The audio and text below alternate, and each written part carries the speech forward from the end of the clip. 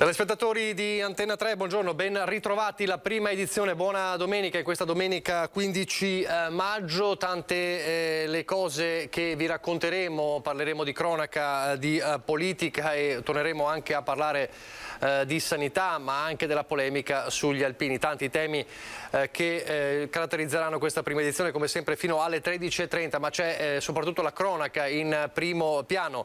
È stata, lo sapete, una settimana difficile sul fronte degli incidenti stradali, l'ennesima settimana difficile in tutto il Veneto, una settimana che si era aperta con la morte domenica sera, proprio la scorsa domenica sera, di Davide Pavan, ucciso, travolto a 17 anni con il suo scooter dall'agente di polizia Samuel Seno a Paese. Ci arriveremo fra pochissimo, ma tutta la settimana purtroppo è stata caratterizzata da tante tragedie sulla strada in tutte le province del Veneto. L'ultima ieri pomeriggio con un'auto che a Ceregnano, siamo in provincia di Rovigo, è uscita fuori strada in un fossato e un quarantenne ha perso la vita. E la scorsa notte a Treviso, quindi torniamo nel capoluogo della Marca, c'è stato un altro grave incidente lungo il PUT, l'anello che circonda il centro storico di Treviso, con uno scooter che è finito fuori strada intorno alla mezzanotte vicino a Porta Caccianiga, quindi sul PUT. Da capire le motivazioni di questa fuoriuscita di strada di uno scooter condotto da un 41enne di Villorba, che si è schiantato contro un albero o un palo, è ancora da accertare. Di fatto l'uomo è in gravissime condizioni, è stato trasportato all'ospedale Cafoncello in gravissime condizioni, e fra poco ci collegheremo con il nostro Lucio Zanato, che si trova proprio sul posto, sul luogo dell'incidente lungo il PUT a Treviso. Dicevamo, si era aperta questa settimana con la tragedia di Paese, la morte di Davide Pavan. C'è ancora attesa per la data dei funerali, forse i dubbi verranno sciolti oggi, e intanto il sindaco di Morgano, Daniele Rostirolla, ha chiesto con una lettera ai dirigenti scolastici di far osservare un minuto di silenzio nelle scuole il giorno dei funerali, quando sarà stabilita la data dei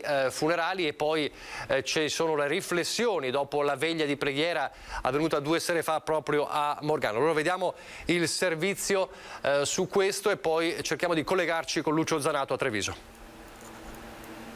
Un minuto di silenzio in tutte le scuole di Morgano per ricordare Davide nel giorno dell'addio. Sarà uno degli omaggi della comunità al 17enne vittima della tragedia di Paese nel giorno dei suoi funerali. Il sindaco Daniele Rostirolla ha scritto la lettera di richiesta per questo momento di riflessione da spedire ai dirigenti scolastici. Manca soltanto la data. La cerimonia funebre non è ancora stata fissata. Prevista la prossima settimana, dovrebbe svolgersi mercoledì, ma potrebbe slittare a venerdì o sabato per dare la possibilità ai suoi compagni di scuola di essere presenti. Già ieri sera intanto c'erano molti amici alla veglia organizzata nella parrocchia. 2 momenti che hanno colpito Don Mario Vanin. Da una parte i giovani, credo che il 60-70% delle persone fossero ragazzi. Ma non è stato solo questo. Ho visto anche dei piccoli maestri, soprattutto nella capacità di essere spontanei nel dimostrare il loro dolore, ma nello stesso tempo anche molto attenti, molto sensibili con le loro domande sincere sulla vita, e credo che anche una comunità possa imparare da loro. E le domande sono: ma cosa vuol dire stare a questo mondo? Come vivere una vita che è così breve? E poi un altro aspetto: l'atteggiamento delle donne, delle madri soprattutto, che hanno una sensibilità, un'intesa, quasi una complicità molto particolare, per cui la capacità di comprendere subito la sofferenza senza dire parole di circostanza che non servono a niente. Intanto la famiglia di Davide continua a elaborare un dolore troppo forte soltanto da immaginare. Perdonare è una parola molto grande in questi casi. È una possibilità, ma sono processi lentissimi, se ci saranno. Io direi di lasciarla sempre come una cosa possibile, quasi sospesa. È possibile, come per alcuni è stato possibile, ma sono processi che non vanno forzati e non vanno soprattutto posti come un qualcosa di incalzante. Questo dunque il servizio del nostro telegiornale di ieri. Abbiamo raccontato di questa richiesta del momento di riflessione sempre nell'attesa della data dei funerali, che saranno evidentemente seguitissimi da tutta la comunità. Sempre la cronaca e sempre un evento che abbiamo raccontato ieri, l'incendio, il pauroso incendio alla Nikos International, l'azienda di Porto Buffolè, che abbiamo anche raccontato in diretta nel corso della nostra prima edizione. Aperta un'inchiesta sul rogo, la conta dei danni è appena iniziata, sono danni molto ingenti evidentemente. È stato scongiurato il pericolo di un inquinamento dell'aria, resta la preoccupazione per gli operai, i dipendenti dell'azienda, una preoccupazione che già abbiamo raccolto ieri mattina davanti al piazzale dell'azienda mentre si osservavano i vigili del fuoco al lavoro.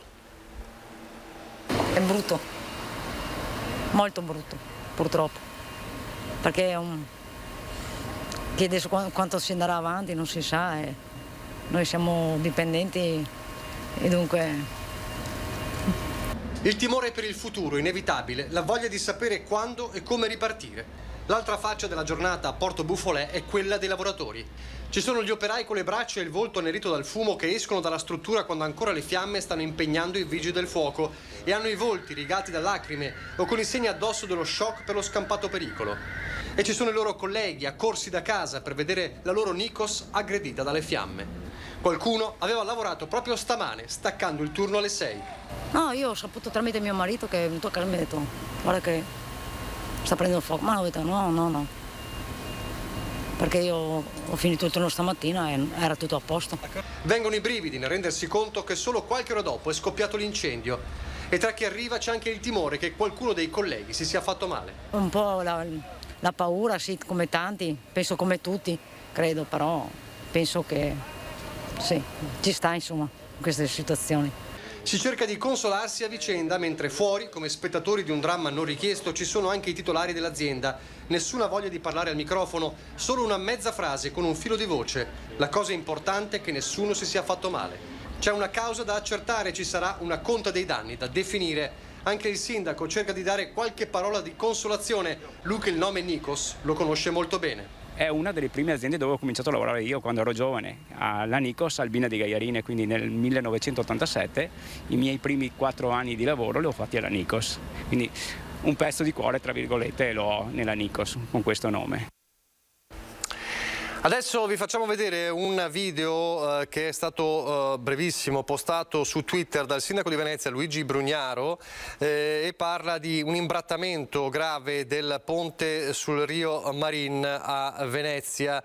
Serviranno, dice Brugnaro, dei restauratori con costi non ancora calcolabili. Al più presto poteri penali al giudice di pace per chi rovina e non rispetta la cosa pubblica. Vediamo questo video che testimonia proprio questo imbrattamento del ponte sul Rio Marin a Venezia, e ancora una volta quindi questa inciviltà che colpisce la città di Venezia con, e lo sottolineava lo stesso sindaco, danni difficili da calcolare perché trattandosi di strutture appunto molto delicate servirà un restauro della situazione dopo l'imbrattamento con questa vernice azzurra a Venezia. Torniamo a parlare dell'incidente di questa notte sul PUT a Treviso. Il nostro Lucio Zanato si trova proprio sulla zona, nel punto più o meno dell'incidente. Lucio.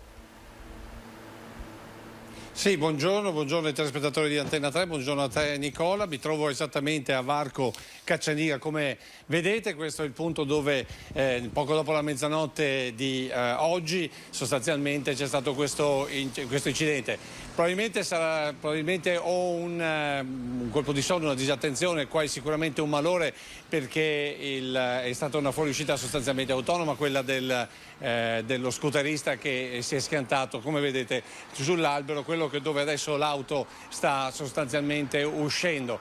Quindi diciamo un punto tutto sommato non difficile, un'area tra l'altro intorno alla mezzanotte non particolarmente diciamo così frequentata come come invece in questa domenica mattina. Vedete che il put è estremamente frequentato nonostante sia domenica, e nonostante questo l'incidente è stato grave perché l'impatto è stato sostanzialmente senza alcun livello di frenata, e questo naturalmente ha creato molti danni, insomma, al conducente, che è stato ricoverato in gravi condizioni al Cafoncello. Questo mette ancora una volta, secondo me, ma non solo secondo me, in luce l'attenzione che deve essere fatta ogni qualvolta ci si mette o al volante oppure in sella a una motocicletta, comunque a un veicolo, perché veramente è questione di secondi il fatto di perdere il controllo e poi appunto schiantarsi con conseguenze anche importanti. Teniamo presente che qui lungo il put il limite di velocità è 50 all'ora e ci sono diversi segnalatori proprio in tal proposito. La sera difficilmente, pur essendoci stati così delle performance nel corso del tempo con auto che sfrecciavano, difficilmente si vedono ciclomotori che viaggiano ad altissima velocità, quindi a 50 all'ora comunque questa è anche un'altra dimostrazione. A 50 all'ora si può veramente farsi veramente male, ed è quello che è capitato proprio appunto nel corso poco dopo la mezzanotte tra ieri e oggi qui proprio lungo il put. Per il momento le condizioni dello scooterista sono stazionarie. Dalla polizia locale ci hanno detto appunto che ci sono stati tutti i rilievi del caso per capire quali siano state le conseguenze proprio di questa fuoriuscita.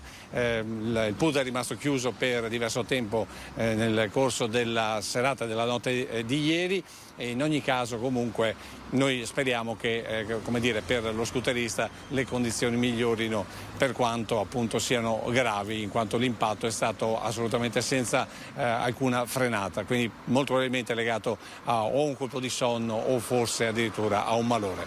Se hai domande?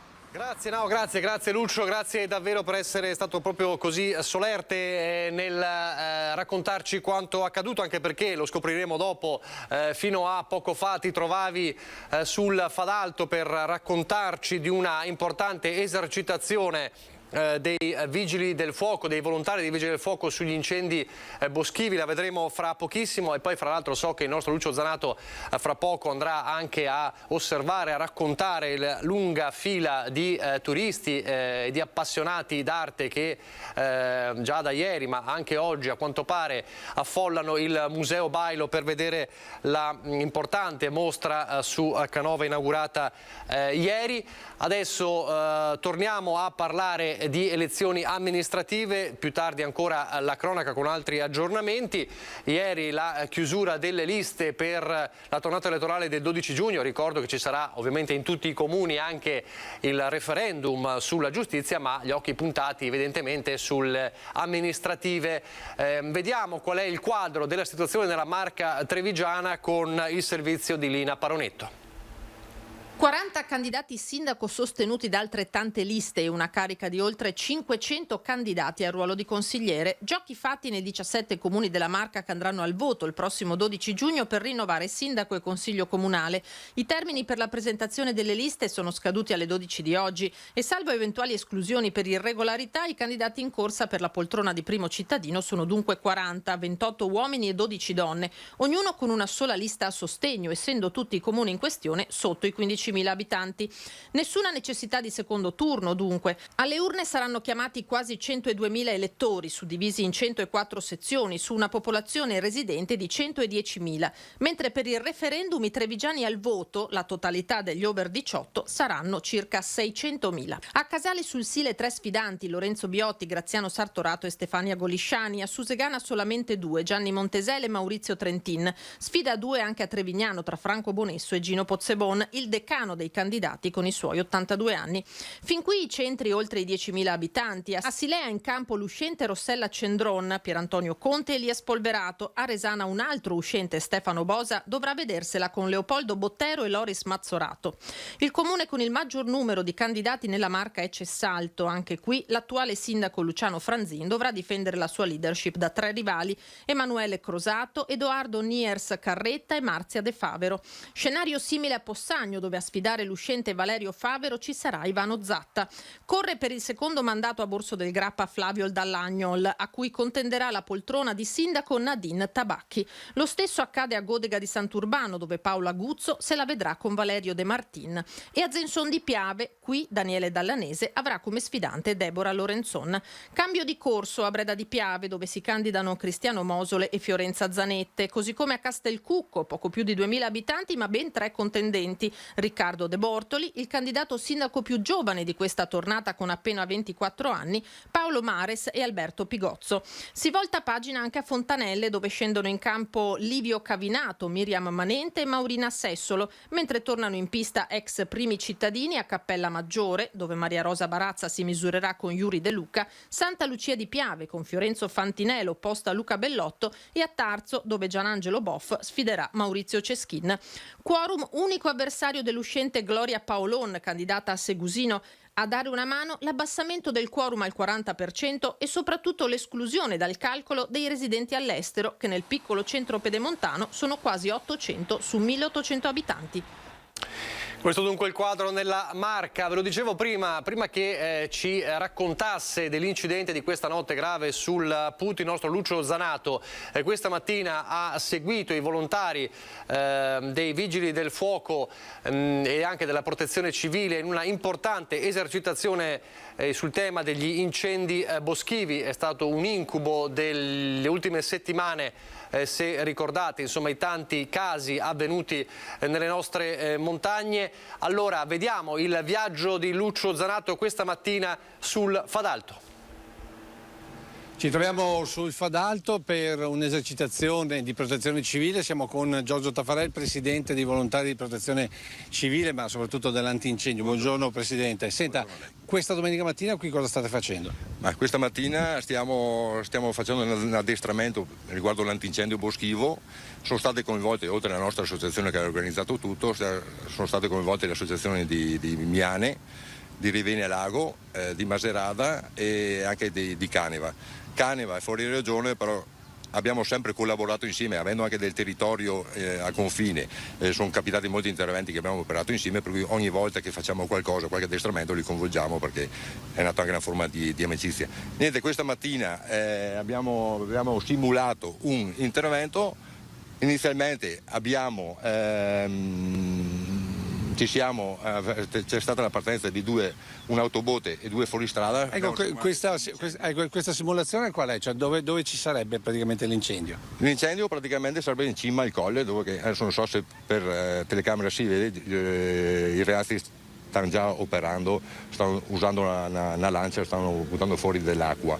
Abbiamo simulato che il primo incendio era qui, per cui sono state partite prima 3 macchine per fare una condotta per spegnere questo incendio. Successivamente abbiamo simulato un secondo fronte fuoco, come succede spesso negli interventi veri e propri, e abbiamo attivato l'associazione di Miane.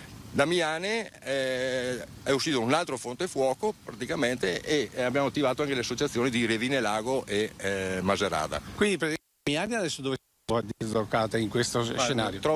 Si trova nella nostra destra, insieme vicino a quelli di Miane, Revine e Maserata. Hanno 2 fronti fuoco vicini e stanno già operando tutto quanto. Ecco, l'acqua come funziona? Cioè, voi adesso qui acqua non ce n'è.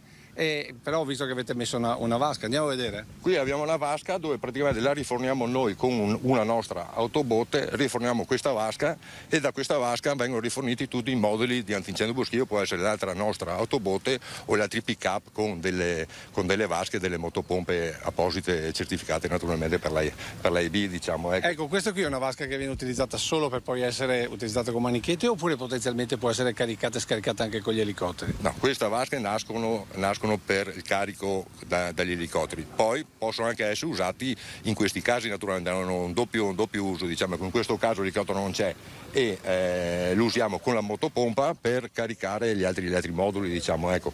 Per cui simuliamo il carico d'acqua da una nostra autobotte a questa vasca e da questa vasca con un'altra motopompa riforniamo tutte le 4 condotte che stanno operando adesso, diciamo, ecco, per coprire tutto il fronte fuoco, per alla fine poi lo simuliamo che il fronte fuoco si unisce e diventa tutta una un pezzo unico, diciamo, ecco succede spesso ma nella realtà. naturalmente la cosa importantissima è il coordinamento, cioè qui come funziona il coordinamento per dire tu vai là, cioè come funziona per chi è a casa? Noi facciamo sempre una volta al mese, minimo una volta al mese facciamo i nostri addestramenti con le varie squadre. Noi abbiamo 3 squadre operative e una squadra logistica. Le 3 squadre operative si trovano ogni mese per simulare anche in sede da noi o comunque anche su qualche area, magari qualche conoscente, qualche amico, anche qualche volontario, simuliamo appunto queste in maniera molto più piccola naturalmente, ma lo stesso intervento che stiamo facendo oggi, diciamo. Ecco. E in più siamo coordinati comunque dai servizi forestali regionali, dove noi tra virgolette dipendiamo e siamo coordinati a livello proprio regionale, diciamo, che sono presenti anche loro comunque oggi, tra l'altro sono qua 2 dei servizi forestali. Ecco, adesso qui seguiamo un po' la manichetta perché così andiamo a conoscere un po' di volontari, insomma, no? Ad esempio qui abbiamo la manichetta che viene fornita, mi pare di capire, da Caneva, giusto? Perché vedo qui le macchine di Caneva. Sì, l'associazione di Caneva. Qui abbiamo il nostro vicepresidente Stefano che sta coordinando tutte le operazioni e è in collegamento con tutte le squadre, sia da Caneva che naturalmente Maserata e tutti gli altri, insomma, ecco. Quindi lui praticamente sarebbe l'ufficiale che coordina tutto? Sta coordinando tutto, sì. Infatti nella realtà deve essere così, uno che coordina tutto, perché altrimenti, specialmente in casi come questa volta, e anche nella realtà quando ci sono parecchie associazioni o comunque parecchi volontari che operano, non è semplice gestire tutto per il meglio, diciamo, ecco. Ecco, Stefano, buongiorno. Buongiorno. Allora, che difficoltà ci sono a coordinare tutti questi volontari di protezione civile e soprattutto oggi qui quanta gente c'è che si sta muovendo? Qui noi siamo 30-35 persone dei volontari dell'AVA Vittorio Veneto e un'altra ventina di altre associazioni. Abbiamo Miane, Revine che sono il nostro coordinamento e Maserata che fa sempre parte dell'antincendio della provincia di Treviso. Poi abbiamo gli amici di Caneva che sono un'altra provincia e un'altra regione, ma siamo confinanti e quindi bisogna operare assieme. Ecco, in questo caso lei cosa sta facendo sostanzialmente? Sta utilizzando la radio? Sì, il mio compito non è operativo manualmente, ma con la radio devo cercare di coordinare un po' tutte queste forze, anche perché ogni condotta ha una radio a sé, abbiamo radio diverse, quindi ci vuole una persona che metta in comunicazione le varie forze in campo. Ecco, lei invece prende ordini da chi per il discorso dei fronti di fuoco? Noi come volontari prendiamo sempre disposizioni dai servizi forestali, dal direttore operazioni dei servizi forestali. Quindi praticamente è il direttore che dice guardi che qui c'è un altro fronte di fuoco, mandate degli uomini e delle manichette. Esatto, noi abbiamo, questa è una radio nostra dell'associazione che comunico con tutti i capisquadra dell'associazione, mentre questa è la radio della regione che comunichiamo col DOS e parliamo con loro, ecco. Insomma è difficile, bisogna essere precisi e soprattutto dare ordini precisi. Sì, è impegnativo in quanto ci sono tante persone e tante teste che pensano in modo diverso. Bisogna cercare di avere tutti lo stesso obiettivo e per fortuna i volontari in questo campo ci aiutano e l'obiettivo di spegnere l'incendio supera ogni difficoltà. Ecco. Grazie. Presidente, andiamo vicino a una delle macchine operative così andiamo a incontrare anche qualcuno di questi volontari. Senta, ma cos'è che vi spinge a venire qui la domenica mattina, lasciando famiglie, mogli, figli e quant'altro, mettervi in tuta, stare sotto al sole, patire il caldo per fare sta cosa qua? Ma questa è una domanda che ci fanno in tanti. Diciamo che è sempre la roba che ti nasce la passione, magari anche chi è più sensibile al discorso della montagna, chi piace la montagna, o comunque come è nata l'associazione ancora 40 anni. Andiamo a vedere intanto una delle vostre macchine qui in fondo. Sì. Dicevo appunto l'associazione è nata 42 anni fa, è nata da alcuni amici che avevano comunque del territorio, dei pezzi di bosco, comunque delle baite in montagna e all'epoca c'erano parecchi incendi e di lì è sorta questa passione, diciamo, appunto, di collaborare all'epoca col Corpo Forestale dello Stato, collaborare appunto per spegnere gli incendi. Poi da lì magari anche da padre a figlio, da figlio l'amico il conoscente, vicino di casa o quant'altro, piano piano adesso siamo arrivati a 46 persone iscritte e come diceva prima Stefano, solo oggi qui siamo in 35, per cui c'è stata una grande affluenza di volontari e poi niente, passione. Passione è una cosa che non si può neanche spiegare. No, ma ad esempio, andiamo vicino a questa macchina, che in tutto e per tutto è una macchina identica a quella dei pompieri, mi pare di capire. Ma questa sì, l'abbiamo presa usata, era del CERN, su in Svizzera, l'abbiamo presa usata e sì, è vero, è proprio come i pompieri. Noi alla fine come attrezzatura l'abbiamo specifica per l'antincendio boschivo, però comunque alla fine è sempre lo stesso sistema dei vigili del fuoco, diciamo, Ecco, ma una macchina così ha anche bisogno di manutenzione, chi è che vi dà i fondi per andare avanti? Ma contribuisce parecchio la Regione Veneto, quello sì, proprio dell'ufficio dell'antincendio boschivo, la Regione Veneto, la Protezione Civile naturalmente, e poi comuni, che tra cui oggi abbiamo anche qui il nostro sindaco, il nostro assessore alla Protezione Civile, e poi parecchi anche da privati. Privati ci sono alcuni che ci vogliono bene già da tanti anni, qualcosa ogni anno ci danno, per cui è già una bella cosa anche quella. Ecco, qui c'è un caposquadra.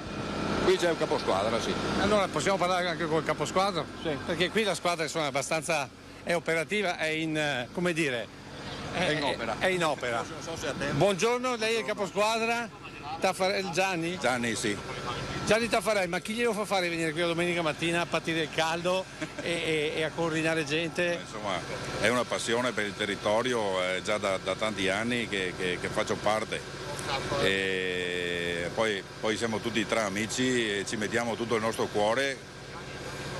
È una passione, dai. Sì, Invece di andare a fare altro siamo qua a fare i volontari, dai. Ecco, ma poi quando fate queste esercitazioni, poi però fate anche delle cose dal vero. L'ultima cosa che avete affrontato, il fuoco che avete affrontato veramente, quando è stata? È stata una settimana fa qua nelle vicinanze, che è stato un principio di incendio, però diciamo che quest'anno grandi cose non ci sono state qua. Diciamo il bello abbiamo fatto quest'anno in Sicilia, che ci siamo dati veramente da fare, è stato parecchio impegnativo, comunque è stata una bellissima esperienza. Grazie, quindi Presidente, non è che si lavori solo per il Fadato o solo per il Veneto, qui si va anche...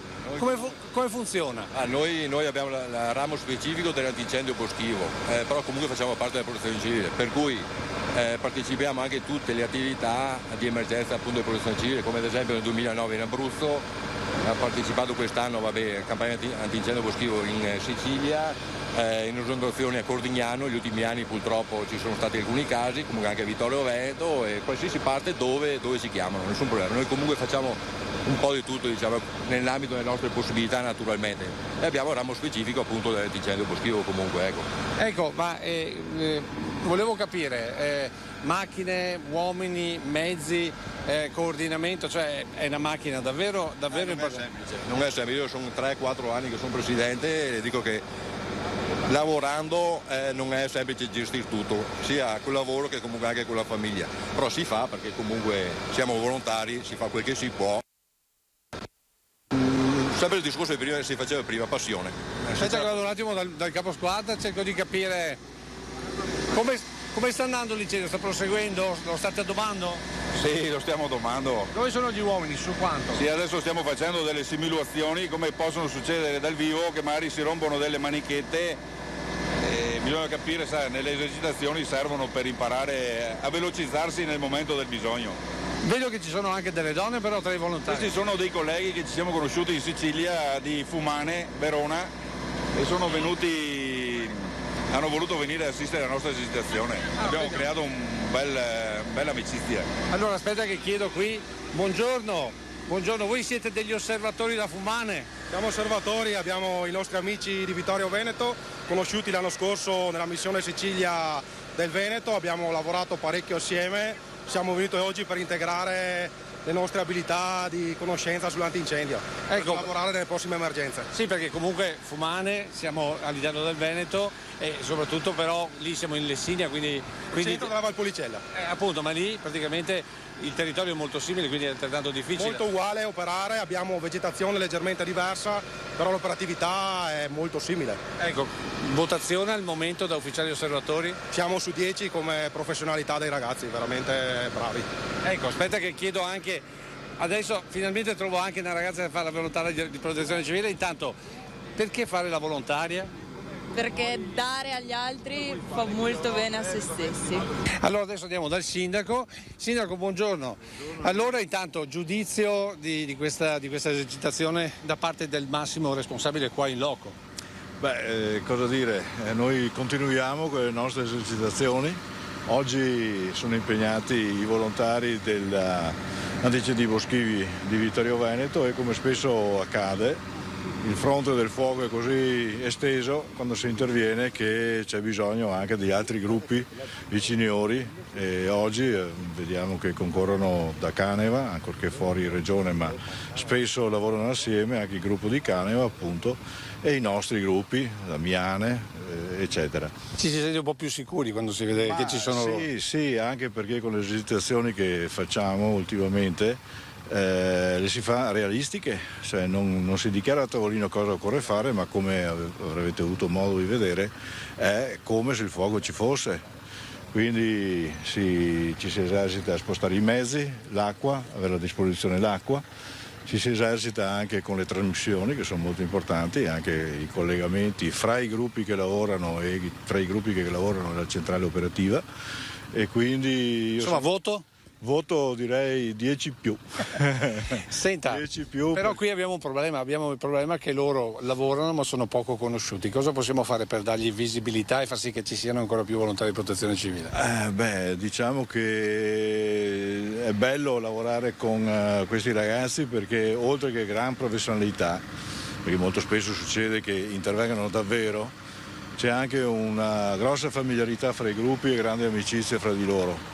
E quindi questo è un elemento che, oltre ad aiutarli nel lavoro, è un elemento che fa sì che non restino mai privi di volontari, perlomeno dove è ben condotto il gruppo dell'Antincendio Boschivo è sempre ricco di personale generoso che interviene e che aumenta il numero dei volontari disponibili. Anche oggi l'abbiamo visto, no? Grazie Sindaco. Tavarelli, venga qui che facciamo vedere ai nostri telespettatori che noi siamo di fatto a 2 passi dall'autostrada. L'autostrada è lì in fondo, passano tutti, oggi poi è domenica particolarmente, tanti vanno verso Cortina eccetera, ma nessuno sa che voi siete qui. Allora, qual è l'appello ai cittadini, ma anche a chi magari potrebbe essere intenzionato a dare un po' del proprio tempo per la comunità? L'appello, al giorno d'oggi va tanto di moda i social network. Noi abbiamo un sito, abbiamo anche la pagina Facebook, adesso stanno facendo anche la pagina Instagram, si dice così, non so, perché non sono tanto tecnologico, e stiamo facendo appunto un po', lavorando anche, tra virgolette, sul discorso dei social media per farci conoscere un po'. Abbiamo visto che abbiamo avuto risultati, perché tra l'altro, come diceva il sindaco, oggi abbiamo 2 nuovi volontari che sono da una settimana, 10 giorni che sono entrati, per cui anche loro sono qui presenti, naturalmente stanno solo osservando e guardando. Un altro dovrebbe entrare la settimana prossima, per cui questo è anche un buon periodo, diciamo, per noi. E stiamo facendo... Tutti giovani, mi immagino. Ma questi gli ultimi 3 sì, veramente giovani. Quindi una bella speranza. Sì. Infatti gli ultimi anni sta un po' entrando gente giovane, perché i giovani non è semplice trovare giovani, intendo i 20-25 anni, non è per niente semplice trovarli, perché hanno divertimenti o passioni, o comunque magari non sono tanto sensibili magari. E proprio per questi giovani, qual è la frase che può convincere? Guardi, non saprei proprio dire. Forse il fatto di dare un po' del proprio tempo per il proprio territorio significa stare un po' più tranquilli anche. Sicuramente dedicare del tempo del proprio territorio ci vorrebbe un po' di più. Negli ultimi anni si sta un po' perdendo questa non dico abitudine, ma questa l'abitudine di dedicarsi un po' per il proprio territorio. La società è cambiata, per cui non si fa una colpa a nessuno, insomma, il sistema è così. Insomma, essere un po' meno individualisti, perché siamo una comunità. Esatto, e saper sacrificare anche delle domeniche o comunque del tempo libero per fare o attività o comunque per aiutare il prossimo, perché ad esempio anche, come dicevo prima, in Abruzzo o comunque anche in Sicilia, o comunque anche nei luoghi dove siamo andati per l'esondazione di qualche fiume o quant'altro, e abbiamo operato anche settimane intere, e abbiamo sempre trovato molta soddisfazione anche con la gente che siamo andati ad aiutare, insomma, proprio gli abitanti e quant'altro. Per cui la soddisfazione nostra come volontari non è anche il discorso, è solo quello, è il ringraziamento. Tante volte un grazie è molto più significativo di tutte le altre cose, per cui quello è. Grazie Presidente. Grazie a voi. L'ultima immagine naturalmente al Fadalto. Questo è il viaggio di stamane, l'ora del nostro Lucio Zanato sulla Fadalto, l'importanza insomma del mondo del volontariato che è il cuore pulsante del nostro Veneto. Ringrazio e saluto e buona domenica al direttore generale dell'US2 Marca Trevigiana, Francesco Benazzi, buongiorno. Buongiorno a lei e a tutti i suoi telespettatori, buongiorno. Insomma, il volontariato da qualunque parte venga insomma è sempre una cosa importante, vero?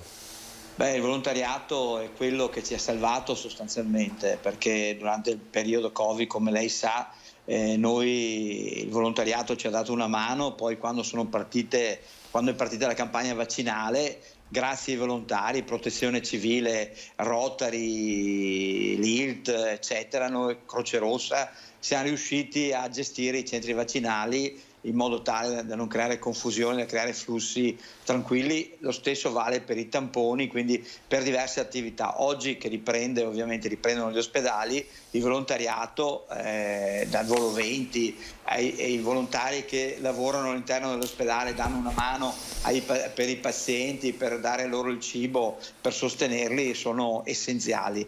Nel nostro Veneto poi il volontariato credo che sia il quarto pilastro del sistema, guai non ci fossero assolutamente. Certo.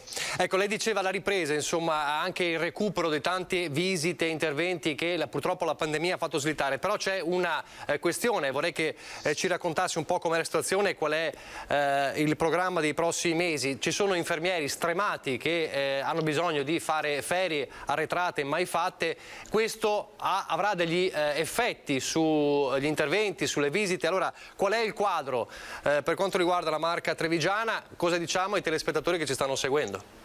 Guardi, mi prendo un po' di tempo proprio per fare il quadro. Allora, noi intanto abbiamo ancora 103 persone nei nostri ospedali, che significa ospedale di Treviso, ricoverati per Covid ovviamente, significa ospedale di Montebelluna e significa ospedale ancora Covid di Vittorio Veneto.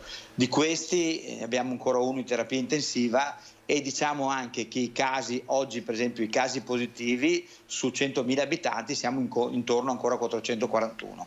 Quindi la situazione Covid, è vero, è sotto controllo, non ci sono problemi, è giustissimo che noi stiamo liberi perché ormai è chiaro che bisogna che sia così. Però abbiamo una media giornaliera ancora di 553 positivi al giorno, che lei tenga conto che di questi circa un 5-6% perché non sono vaccinati, perché le terze dosi alla fine le hanno fatte solo l'83% di persone, quindi vuol dire che ancora ci sono degli anziani che sono scoperti e la quarta dose stenta ancora a partire perché gli over 80 siamo solo al 5%, quindi vuol dire che avremo ancora qualche persona anziana, magari debilitata, che arriverà in ospedale. In secondo luogo abbiamo sostanzialmente ripreso i ricoveri e abbiamo un aumento di circa il 20-25% di accessi ai pronti soccorsi, legati ovviamente al fatto che c'è stata questa chiusura di una quota parte degli accessi ospedalieri, se non per urgenze, per cui tante persone che avevano patologie croniche evidentemente hanno un po' peggiorato la loro situazione e quindi hanno dovuto ovviamente ricorrere al ricovero ospedaliero. E poi chiaramente abbiamo ripreso l'attività, cioè il recupero di circa 35.000 prestazioni tra chirurgiche e specialistiche, per cui gli operatori hanno dovuto ripartire. La Regione, la ringrazio, ha dato un buon incentivo, nel senso che ha dato una cifra molto importante, oltre 5 milioni di euro, per poter fare le prestazioni aggiuntive, quindi per fare ore in più, però purtroppo le persone sono le medesime. Perché dico sono le medesime? Perché le scuole di specialità ancora produrranno ovviamente gli specialisti a fine anno. Abbiamo fatto dei concorsi sia noi che l'azienda Zero e purtroppo su richieste di 50-100 persone per tutto il Veneto se ne sono presentate 20 e per Treviso 2-3, quindi la situazione tra persone che oggi hanno deciso di non vaccinarsi in base al decreto 44, legge 44, noi abbiamo circa 150 persone che sono fuori ovviamente dal sistema perché non sono vaccinate e questo vale fino al 31 dicembre 2022, quindi è come non li avessimo al lavoro. Non riusciamo a sostituirli perché non abbiamo graduatorie specialisti e anche la graduatoria dell'ultimo concorso di infermieri, alla fine tra infermieri, turnover nostro che è di circa 200 persone l'anno, tra malattie e persone in gravidanza eccetera e le case riposo, effettivamente il numero delle persone è ancora esiguo. Potevamo qualche anno fa, si riusciva ovviamente a dare, come dire, il cambio a chi andava in ferie con l'innesto di infermieri giovani presi da graduatoria a tempo determinato. Oggi purtroppo il tempo determinato non viene più nessuno, quindi noi dobbiamo in qualche modo garantire, diciamo, dal 20 di giugno fino a tutto luglio e agosto il turnover degli infermieri, perché queste persone hanno dato tantissimo, continuano a dare e hanno bisogno effettivamente di 15 giorni canonici di ferie che gli spetta di diritto e che anche hanno rinunciato magari l'anno scorso a una quota parte di queste. Quindi abbiamo l'obbligo morale di garantire a queste persone le ferie e contemporaneamente abbiamo un altro obbligo. A noi come credo a chi viene curato non interessano le persone che vanno in burnout per troppo lavoro, perché una persona che poi è stremata dal lavoro non riesce neanche a dare amore, sostegno a chi è malato, perché a questo punto non riesce a sostenere neanche se stesso. Per cui credo che sia opportuno dare i 15 giorni previsti da contratto a queste persone che in questi 2 anni hanno dato tantissimo.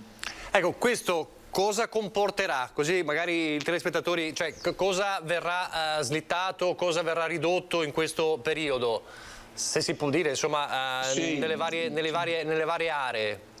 Guardi, noi faremo anche, credo, una conferenza stampa proprio per dare i numeri alle persone, perché è giusto che i cittadini veneti, ma in particolare le province di Treviso, sappiano a che punto siamo, come sono stati spesi i soldi, i loro soldi e come sono stati utilizzati.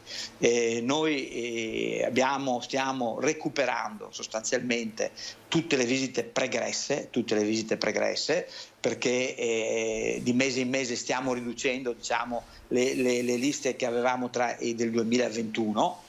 È chiaro che stanno aumentando le nuove visite, le incidenti, cioè le nuove visite. Faccio un esempio: solo per la cardiologia, per la pneumologia, per la radiologia stiamo aumentando rispetto al 2019, che è l'anno di riferimento, come nuove visite il 30% di visite in più. Quindi è chiaro che noi andremo a fare il periodo estivo di riposo cercando di dare rotazione ai nostri medici, ai nostri infermieri, e provocheremo ovviamente ancora le nuove liste d'attesa che andremo poi a riprendere a settembre al ritorno alle ferie, per comunque cercare di smaltire entro l'anno, perché questo è il nostro obiettivo. Lo diceva prima e glielo chiedo, se non ci fosse stato questo numero di personale non vaccinato e che quindi non può, diciamo non lavora di fatto, la situazione quanto sarebbe migliore? Beh, guardi, sicuramente è migliore dal punto di vista degli infermieri. Su questi 200 persone circa che abbiamo, più della metà sono infermieri, quindi nell'assistenza, quindi posti letto, assistenza nei poliambulatori, assistenza al malato, eccetera. Quindi non andrebbero a gravare sui colleghi che stanno lavorando. E dopo una cinquantina di medici, comunque di specialità anche importanti, che avrebbero potuto ovviamente aiutare i colleghi. Non credo che avremmo risolto completamente il problema, perché il problema di fondo lo sappiamo tutti, ormai lo dicono tutti, finalmente la Regione Veneto, il Presidente Zaia lo dice da una vita, lo dice il nostro direttore, il mio direttore generale, il dottor Flor, il problema vero sono le scuole di specialità e la carenza di specialisti. Ecco, quando si propone in modo logico di far lavorare i medici, perché guardi, io se fossi i cosiddetti dottorini che dice qualcuno, mi sentirei offeso. Io mi sono laureato, ho fatto l'esame di Stato e ho iniziato a lavorare strutturato, perché ai miei tempi del baby boom un po' di medici, per lavorare non serviva la specialità, uno faceva un concorso e si specializzava lavorando, e io quando mi sono laureato non mi sentivo un dottorino di serie B, mi sentivo un medico che ha fatto un percorso importante e che ha fatto l'esame di Stato. Quindi è indegno chiamare dottorini i colleghi medici che oggi stanno facendo il primo anno della scuola di specialità e stanno avendo 650 pazienti, perché tranquillamente questi sono medici a tutti gli effetti e sono in grado di gestire anche 1000 pazienti in un momento di difficoltà, e poi non sarebbero lasciati da soli, perché gli daremo un supporto amministrativo, un supporto infermieristico e soprattutto la disponibilità, mi creda, dei colleghi a fare da tutor. Quindi quando si dicono queste cose, si dicono cose errate, perché ci si dimentica, anche chi le dice, qualche medico che le dice, che ai tempi in cui lui ha iniziato ovviamente a lavorare non era specialista, ha iniziato essendo ai primi anni di specialità. Quindi guardi, si stanno falsando delle realtà in un momento di difficoltà dove avremmo bisogno tutti di fare squadra per dare una risposta ai malati, ai pazienti e agli assistiti, e non fare queste scaramucce che non portano da nessuna parte. Chiarissimo. In definitiva, cosa dice allora ai telespettatori, insomma, che ci stanno seguendo per questi prossimi mesi a venire sul fronte visite, insomma, di stare tranquilli che poi tutto verrà recuperato anche più avanti, nonostante questa necessità di far fare le ferie al personale? Assolutamente sì, guarda, io mi scuso, è il mio cane a casa, mi scuso, che sta abbaiando. Mi devo dire una cosa, ecco, mi scuso con le persone perché è stato per tutti un momento di difficoltà. Ma credetemi, ecco, avere medici e infermieri e personale sanitario che fa le ferie significa avere persone che quando torneranno dalle ferie saranno più motivate e avranno veramente la voglia di riprendere in mano la situazione e di essere veramente empatici con i pazienti. Quindi comunque state tranquilli che entro l'anno recupereremo tutto.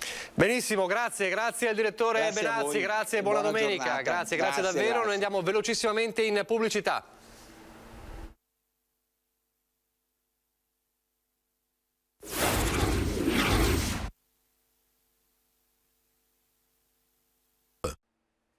Di nuovo in diretta, buongiorno, saluto e ringrazio Fabio Crea, Fratelli d'Italia, buona domenica.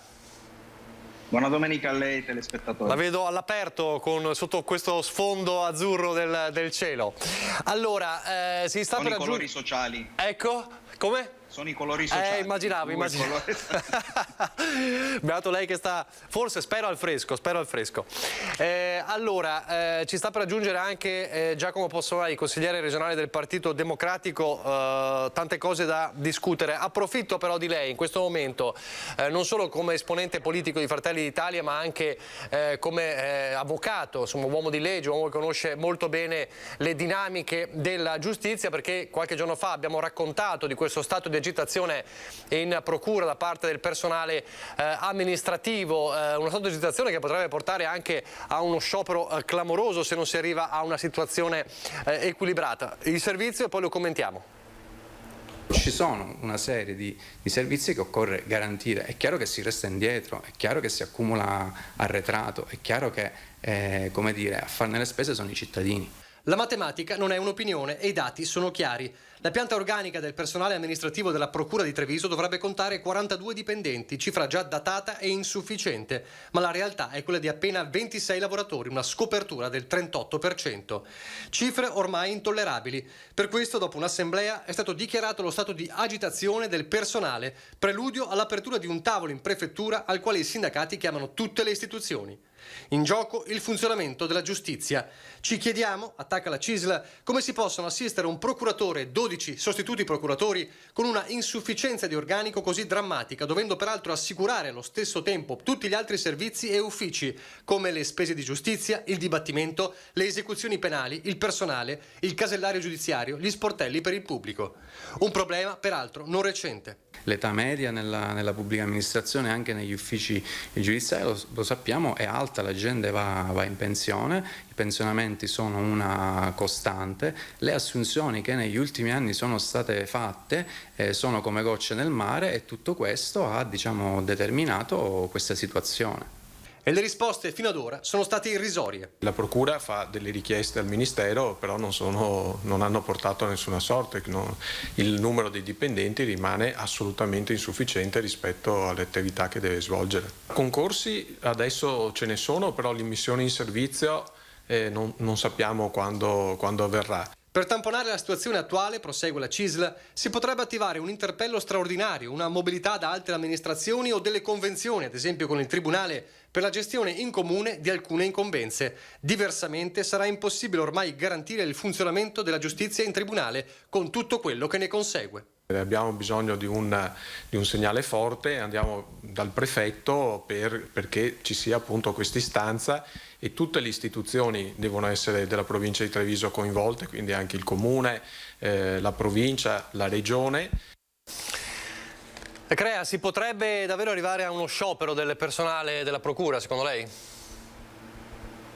Ma se non si arriva a uno sciopero formale, diciamo che c'è il rischio che lo sciopero sia sostanziale, nel senso che comunque il personale amministrativo non sarà in grado di reggere quelle che sono le esigenze della comunità, della collettività, dei professionisti, dei magistrati, e quindi di fatto, pur non arrivando allo sciopero, il problema è che ci sarà una grossa, come purtroppo si assiste anche adesso, una grossa deficienza dal punto di vista operativo. Un problema che non riguarda solamente il Tribunale di Treviso o la Procura di Treviso, ma che riguarda, solo per rimanere nel nostro ambito distrettuale, soprattutto il Tribunale di Venezia, che peraltro è una sede distrettuale antimafia, per cui ha anche delle incombenze superiori, e quindi questo è un problema sicuramente ancora più grave. Devo dire, se me lo permette, però, che il problema della Procura di Treviso, che riguarda la gestione del personale amministrativo e non solo nell'ambito della nostra pubblica amministrazione, non è evidentemente un problema isolato,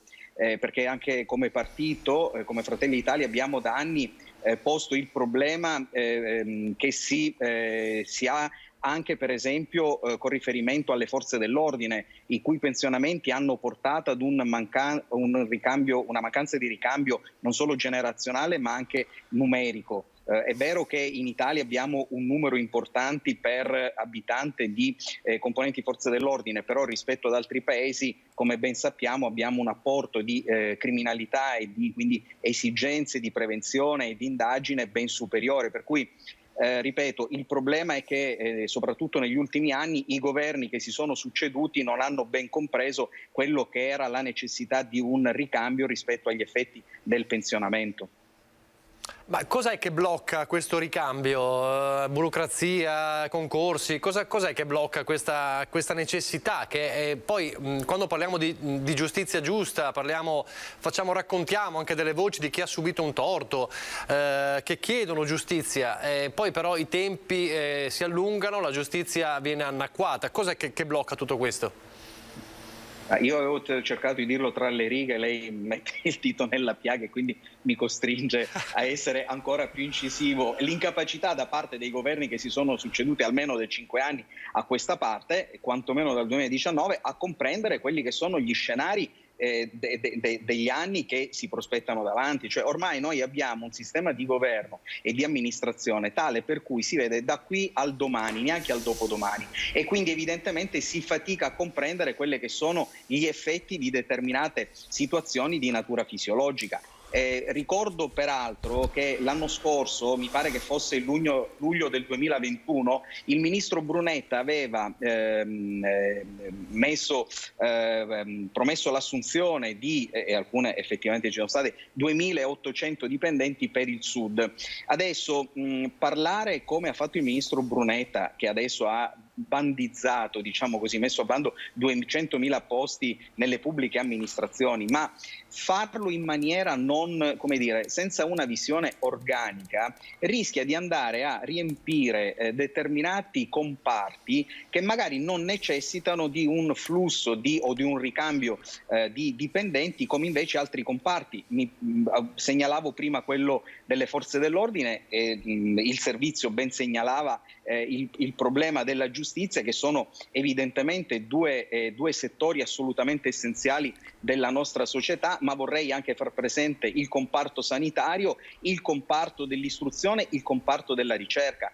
Noi come partito riteniamo che prevenzione, giustizia, sanità, istruzione e ricerca siano dei punti fondamentali dove necessariamente lo Stato deve investire. Investire significa anche, finisco, mi permetta, non soltanto coprire quelle che sono le lacune organiche, ma anche consegnare all'interno della pubblica amministrazione quello che è il criterio meritocratico, che è quello che determina poi l'efficienza dell'attività della pubblica amministrazione. Senta, voltiamo pagina, è stata la settimana in cui si è parlato anche molto di una polemica che mai aveva investito gli alpini, ma che invece in questa settimana è venuta alla ribalta. Proprio domenica scorsa, in queste ore, stavamo raccontando con la lunga diretta di Antenna 3, premiata anche da un record di ascolti, il giorno dello sfilamento delle penne nere, la giornata più importante della 93esima Donata Nazionale degli Alpini, e poi è successo quello che è successo. successo, le polemiche, le accuse di presunte molestie, fino a questa raccolta di firme online per chiedere addirittura la sospensione per 2 anni delle adunate, tanti dibattiti, le parole poi di Elena Donazzan che hanno creato un'ulteriore polemica, in sostanza ha detto se mi fischiano dietro io sono anche contenta, e quindi nuove polemiche. Questa settimana si è aperta con queste polemiche, chiudiamola allora questa settimana con un suo commento, insomma tanto rumore per nulla, certe situazioni vanno comunque denunciate, lei cosa pensa? Ma penso che qualsiasi reato vada denunciato, non solo denunciato, ma anche vada investigato e punito. Questo mi pare che sia la base del nostro sistema e di un sistema ovviamente di civiltà e di socialità. Questo è il primo punto. Detto questo, però, ritengo che le ulteriori polemiche siano assolutamente, come purtroppo spesso capita, assolutamente strumentali e guarda caso sempre da una stessa parte politica. Non commento le considerazioni dell'assessore Donazzan perché evidentemente sono delle considerazioni personali che non vanno commentate. Se una persona ritiene, donna o uomo che sia, che un determinato complimento fatto in un determinato modo sia soggettivamente apprezzato, non capisco dove possa esserci la polemica se non per strumentalizzare sempre dal punto di vista politico la questione. L'altro discorso riguarda la strumentalizzazione nei confronti delle penne nere, degli alpini, di questo corpo glorioso e sicuramente meritorio. Ritengo che sia assolutamente fuori luogo pensare a delle forme di punizione, di sospensione per 2 anni, per 1 anno, per 3 anni, per sempre delle adunate degli alpini, che non c'entra assolutamente niente con quello che è un fatto di criminalità, di maleducazione, quello che è un reato che sarebbe stato commesso. Allora, 2 considerazioni. La prima, faccio presente che, come spesso accade, ma come è accaduto negli ultimi 70, adesso non ho tenuto conto il numero di anniversari delle sfilate degli alpini, peraltro ricordo che sono sfilate che non sono solamente le adunate nazionali, ma sono anche le adunate regionali, quindi diciamo che sono delle occasioni non che capitano una volta l'anno, ma ripetutamente, e non mi pare che ci sia stato mai una problematica di questa natura. Il numero di persone presenti, circa 500.000 in una città come Rimini, può portare, non che lo giustifichi ovviamente, ma può portare a dei comportamenti di maleducazione o criminali da parte di determinati soggetti. Accomunare l'azione criminale di determinati soggetti sprovveduti o ubriachi o quelli che fossero o anche savi e portati a determinati comportamenti, voler punire tutta una schiera, un corpo assolutamente meritorio, mi sembra una strumentalizzazione, perché diversamente dovremmo ritenere che laddove in una determinata azione, come dire, quasi corporativa si dovessero essere delle manifestazioni di natura criminale, dovremmo impedire che si verifichino quei presupposti, in questo caso l'adunata degli alpini, perché non si dia adito o possibilità alla commissione di ulteriori reati. Però se facciamo questo dobbiamo allora pensare di dover estendere questo tipo di considerazioni e di punizioni a tutti coloro che si rendono responsabili come gruppi di determinate azioni. Allora a questo punto vorrei ricordare ai telespettatori, a chi ci sta ascoltando, ma soprattutto vorrei ricordare a chi strumentalizza e chi ha strumentalizzato in questa settimana questa situazione, che non più tardi del Capodanno scorso, cioè del 31 dicembre del 2021, nella piazza Duomo di Milano, dove si festeggiava il Capodanno, determinati gruppi di determinate etnie, anche di natura religiosa, hanno pesantemente violentato delle ragazze. E con riferimento a queste situazioni non mi pare che dalla stessa parte politica che oggi leva scudi nei confronti degli alpini si siano levate le stesse considerazioni e richieste di punizioni tali per cui al prossimo Capodanno determinati gruppi di etnie che si sono macchiati come criminali in quell'occasione, lo prendo come fatto singolo e non come fatto di etnia, io personalmente, si sono macchiati di quei reati, allora costoro non possono più entrare come gruppo all'interno di manifestazioni di festività come quelle del Capodanno. Quella parte politica non è entrata in queste considerazioni. Noi non riteniamo di doverlo strumentalizzare perché chi compie dei reati si assume la responsabilità civica e penale delle proprie azioni senza che queste possano essere si possono ripercuotere su quello che in questo caso un corpo assolutamente glorioso come quello degli alpini. Quindi fine delle polemiche, fine delle strumentalizzazioni da parte della solita parte politica. Chiarissimo, allora pubblicità, poi dovrebbe raggiungerci anche Giacomo Possamai.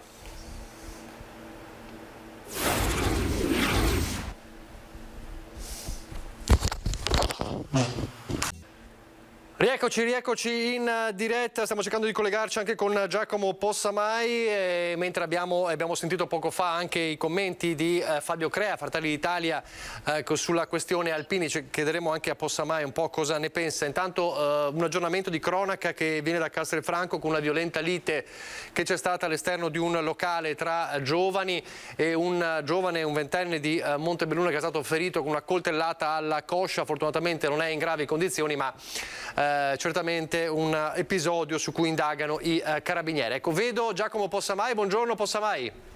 Buongiorno a voi. Eccoci. Allora, abbiamo poco fa commentato con Fabio Crea, insomma, questa settimana di polemiche sulla questione alpini, peraltro in arrivo anche fra poco raduno Triveneto, proprio nella provincia di Vicenza, che lei conosce bene. Allora, come commentiamo e come chiudiamo questa settimana che ha visto dalla festa alle polemiche la dunata degli alpini? Insomma, c'è questa richiesta di addirittura sospendere la dunata. Eccessivo secondo lei, giusto? Come la pensa?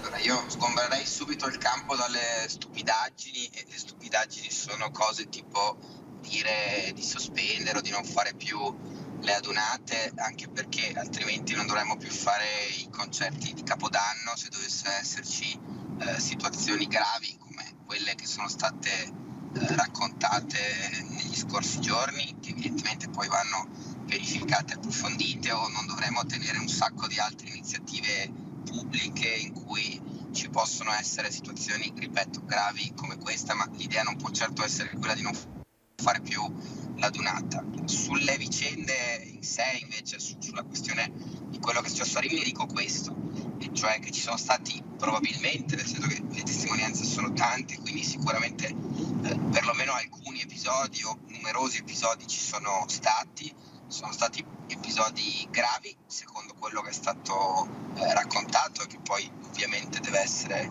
approfondito e verificato, ma altrettanto dico che il tema non può essere quello degli alpini, cioè l'idea che diciamo così vada demonizzato, attaccato un corpo importante come quello degli alpini, che si è distinto da sempre sui temi della solidarietà. Per me è fuori dal mondo. Il punto non è che a Rimini c'erano 300.000 alpini, tra l'altro c'ero anch'io in rappresentanza istituzionale ed ero contento di esserci, ma che c'erano 300.000 uomini. La dico così in che senso? Nel senso che noi abbiamo ancora un problema culturale pesante, e lo vediamo in tantissimi episodi, dai femminicidi fino agli episodi di violenza e di molestie che purtroppo continuiamo a vedere e a leggere dai giornali o dalle televisioni. E quindi il tema non è certo l'alpino in quanto alpino, ma è che l'uomo spesso, quando è diciamo così in gruppo, ancora di più quando è in contesti sociali, tante volte tende a fare cose gravi come quelle che sono state denunciate. Quindi c'è un problema culturale profondo, ma che, ripeto, per me non va associato minimamente al tema alpini, va associato alla concezione che all'uomo ancora, purtroppo, ovviamente non tutti gli uomini, ma che in tanti uomini c'è ancora della donna. E quindi da questo punto di vista davvero la dimostrazione ancora una volta che c'è tantissimo da fare in quella direzione. Bene, allora cambiamo argomento, è un altro tema di dibattito di questa settimana. Insomma, noi la domenica lo usiamo anche per fare un po' il bilancio della settimana, e c'è un altro tema importante che riguarda la carenza dei medici, sia dei medici di base che dei medici negli ospedali. E c'è questo tema, il tema dei medici specializzandi, che ha trovato insomma dibattito forte anche in regione. Vorrei che commentassimo insieme le parole di un paio di giorni fa proprio del governatore Zaia su questa polemica dei cosiddetti dottorini. Allora sentiamo le parole di Zaia e poi le commentiamo insieme. Io sono quello che nel 2018 ha fatto assumere 300 medici laureati, abilitati, non specializzati per proprio di pronto soccorso. Allora il Covid ci ha insegnato una cosa, che in emergenza una persona laureata in medicina e chirurgia non è una persona che fa danni, ma una persona, sono le USCA che sono venute a casa nostra. E quindi direi che questi medici hanno diritto ad essere rispettati, perché leggo qualcuno che dice ma si mette a repentaglio la salute dei cittadini. Questi sono medici laureati in medicina e chirurgia. Il titolo che viene dato è perché medicina e chirurgia, cioè possono anche prendere un bisturi in mano, far piccole attività, ovvio che non vanno a trapiantare un cuore. E sono anche abilitati, cioè si sono fatti 6 anni di università e poi hanno anche l'abilitazione, mi sembra sia 1 anno o 2 anni di abilitazione, sono in attesa della specializzazione, sono medici a tutti gli effetti. Allora cosa facciamo? Facciamo esattamente quello che tutti i miei colleghi assieme al sottoscritto hanno sottoscritto nei confronti del governo. I medici laureati, abilitati che stanno facendo la scuola di specialità per i medici di base hanno la possibilità di avere un contingente di 600 mutuati già da subito che verrebbe portato a 1200 e inizieranno subito a fare i medici in itinere. Ma questi non sono dei lazzaroni, sono dei medici laureati in medicina e chirurgia. Io trovo scandaloso che qualcuno li consideri ancora degli incapaci. Allora, queste le parole di Zaia di ieri, un comunicato del PD trevigiano che ribadisce per bocca di Claudio Bertramello, che è responsabile sanità per la segreteria provinciale di Treviso, assurdo dare 1200 pazienti ai neolaureati specializzandi. Possa mai?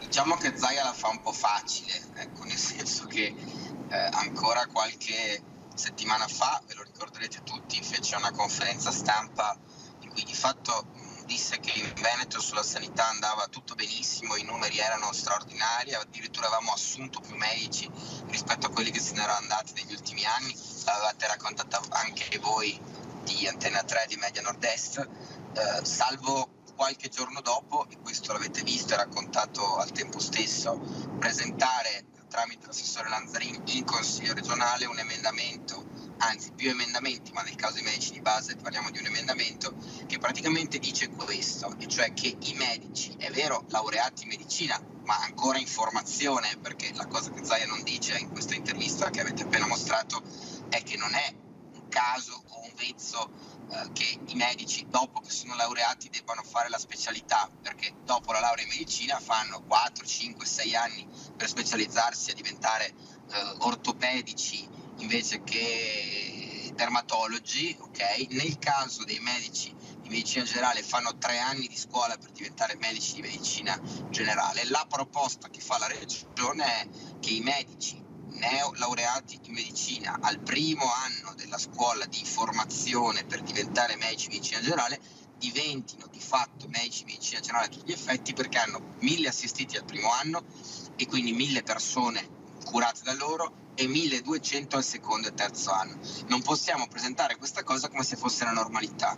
Attenzione che noi capiamo che c'è una situazione emergenziale e quindi che forse dentro al pacchetto delle misure da prendere in questa emergenza per un tempo limitato c'è anche quello di mettere i medici in specialità, quindi quelli che stanno facendo il percorso di formazione nelle condizioni di avere degli assistiti, perché questo può aiutare. Ricordiamo che in Veneto quasi il 10% dei cittadini non hanno un medico di base, quindi che questa roba qua ci possa stare è vero in questo momento, ma non presentiamola come se fosse una roba scontata, ovvia e normale. È un'emergenza e in questa emergenza la regione ha una responsabilità pesante, perché mentre per onestà intellettuale sui medici specializzandi, diciamo così, ospedalieri, quindi appunto gli ortopedici invece che gli otorinolaringoiatri, il numero di borse di studio è fissato in larghissima parte dal governo con la legge di stabilità, le regioni possono solo aggiungere alcune borse, il Veneto ne ha aggiunte pochissime, per cui qualche responsabilità ce l'ha anche lì, ma i medici di medicina generale sono borse regionali, per cui sono le regioni che decidono quanti medici di medicina generale formano. Il Veneto negli ultimi anni ne ha formati molti meno della media nazionale, per cui noi per questa ragione siamo messi molto peggio degli altri.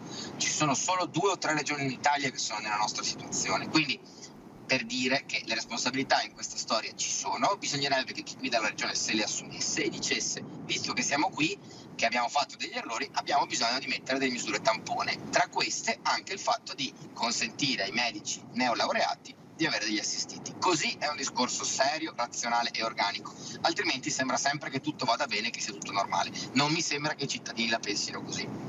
Crea. Allora, credo che siano due i temi da considerare, almeno dal mio punto di vista.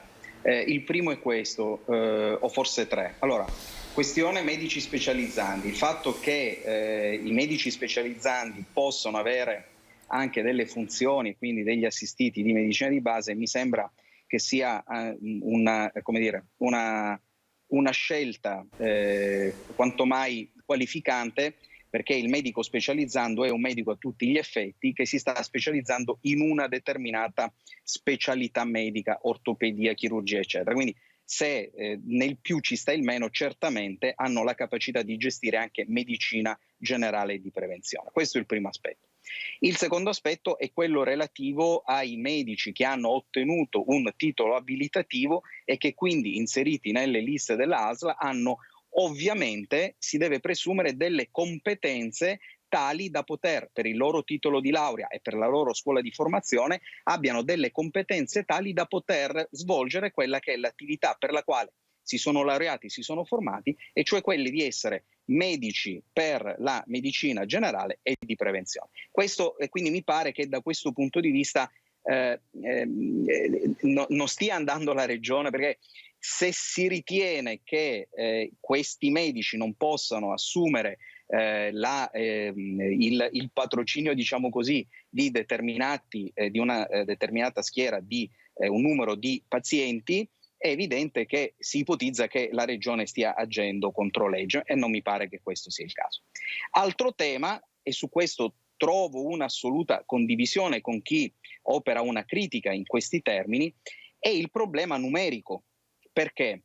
Perché ipotizzare quanto sia con riferimento ai medici già presenti come medici di base, all'ampliamento del numero cosiddetto dei mutuati, o ampliare per coloro che sono specializzandi o coloro che stanno finendo determinati corsi di specializzazione un numero di mutuati che da 600 passi a 1200, 1800, eccetera, questo ritengo che sia un altro fattore di considerazione e di valutazione. Perché dico questo? E quindi lo dico a prescindere dalla capacità dei medici, che ritengo presupposto, anzi prerequisito per poter svolgere questo tipo di attività, perché diversamente dovremmo ritenere che i corsi di laurea e i corsi di formazione siano in Italia assolutamente inutili, e forse su questo si deve aprire qualche altro elemento di riflessione per quanto riguarda gli aspetti della nostra istruzione anche universitaria. Il problema è un altro, e su questo io condivido le critiche, che non è possibile che ogni medico di base abbia un numero di mutuati talmente ampio da non poter gestire correttamente ed efficacemente quello che è il ruolo preziosissimo nei confronti della comunità e del singolo paziente. Io ritengo che un numero di 600 assistiti sia un numero sufficiente che possa consentire lo svolgimento di un rapporto serio ed importante, quale quello tra il medico di base nella medicina di prevenzione e il paziente. Un numero di superiore ai 1000, 1200, addirittura 1800 mutuati non fa che comportare tutto quello che noi oggi vediamo, con medici che non si trovano, medici che non sono in grado di assistere efficacemente i propri pazienti, con tutte le conseguenze del caso di una ripercussione anche per situazioni che non sono necessarie sui pronto soccorso e su quelli che sono i reparti che dovrebbero gestire le cose più importanti. Quindi da questo punto di vista io ritengo che ci sia ragioni di critica per quanto riguarda l'aspetto numerico, ragioni corrette di critica. Possamai, quali sono i prossimi passi su questo tema in regione?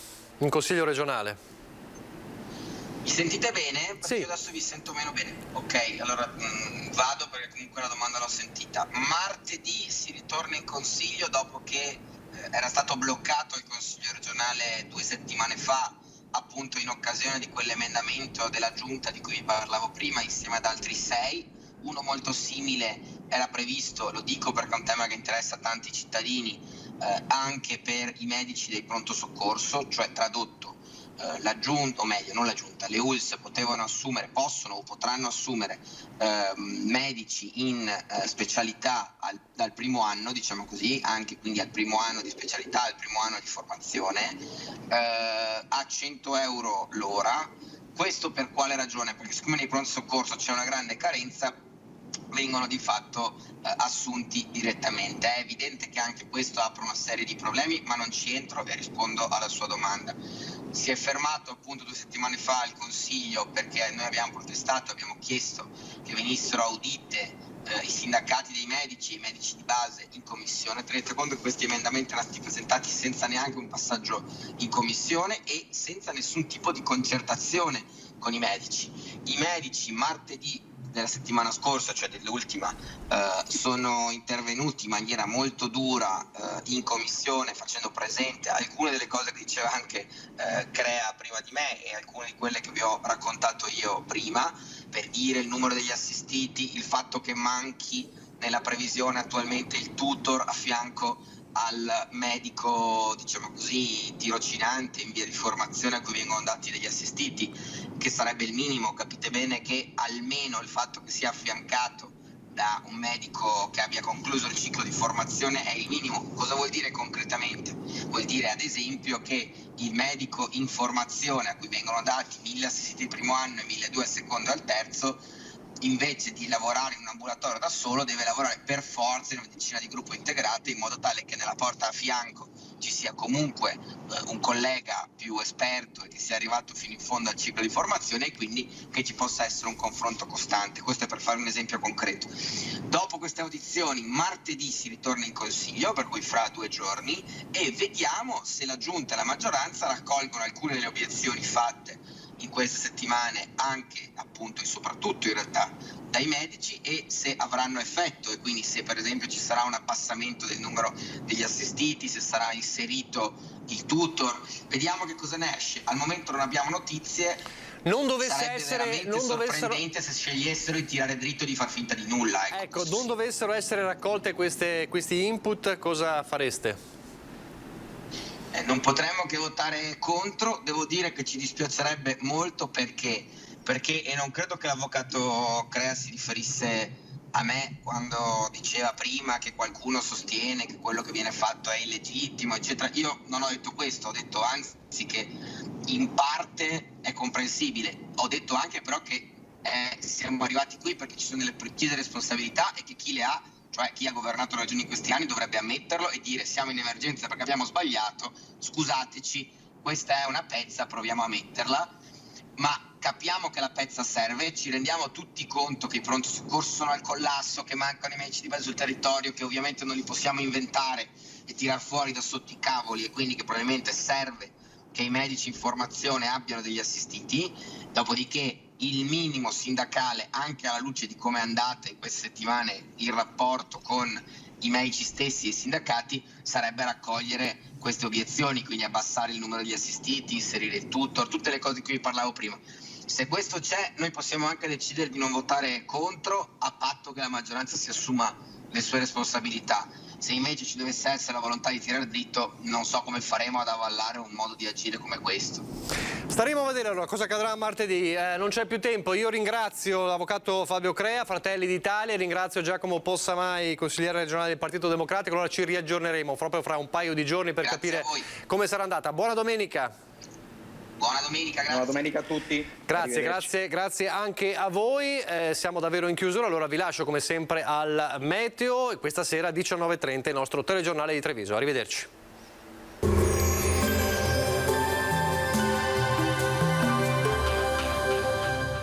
Locanda Canareggio, ristorante con cucina tipica stagionale e pizzeria con forno a legna a Rovarè di San Biagio di Callalta. Bentrovati al meteo. Aria più fresca in quota si insinua nel campo di alta pressione, ma il tempo sarà tutto sommato buono. Vediamo il dettaglio di domenica 15 maggio. Sul Veneto cielo in prevalenza sereno o al massimo poco nuvoloso. Sulle zone montane e pedemontane sarà possibile qualche temporale, in locale sconfinamento anche alle pianure limitrofe. Temperature minime tra 13 e 18 gradi, massime comprese invece tra i 25 e i 29 gradi. Ci spostiamo ora sul Friuli Venezia Giulia, anche qui bel tempo, salvo nel pomeriggio sui rilievi dove non si escludono delle piogge.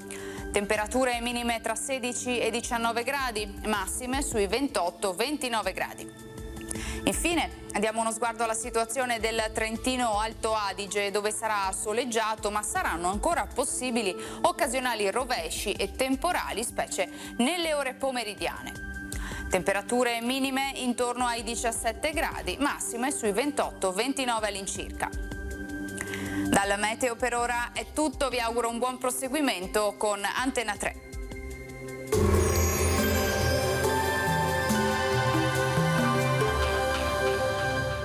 Locanda Canareggio, ristorante con cucina tipica stagionale e pizzeria con forno a legna a Rovarè di San Biagio di Callalta.